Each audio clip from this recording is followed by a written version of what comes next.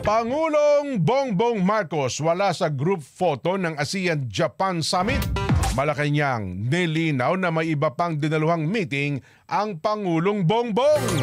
Magbabalita po si Eden Santos. Then, hindi fake news ang kumalat na video at group photo na kuha sa 20th ASEAN-Japan Summit kung saan wala si Pangulong Ferdinand Marcos Jr. Sa press briefing sa Kuala Lumpur, Malaysia, kinumpirma mismo ni Presidential Communications Office Undersecretary Claire Castro na hindi talaga nakasama sa photo ops ang Pangulo. Ang nasabing video at larawan na kumalat sa social media ay umani ng iba't ibang opinyon at komento mula sa mga netizen. Nadawit pa ang issue ng korupsyon sa flood control projects. May nagkomento na di kasinali dahil walang naparusahan sa flood control.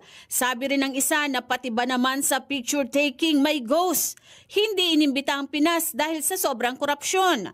Agad naman nagpaliwanag si Castro sa hindi pagkakasama ni PBBM sa photo ops. Kasi mukhang hindi na bibigyan ng tamang kwento o konteksto yung nangyari. Doon po at naipaliwanag din po sa atin, sinabi din po ni Sec. Dave Gomez na nangyari po yan, yung kanilang photo ops, ay nasa extended bilateral meeting pa po ang Pangulo with the UN.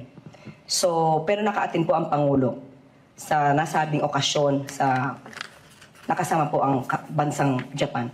So, liwanagin lang po natin, wala po ang Pangulo sa photo ops, pero umattend po siya sa summit.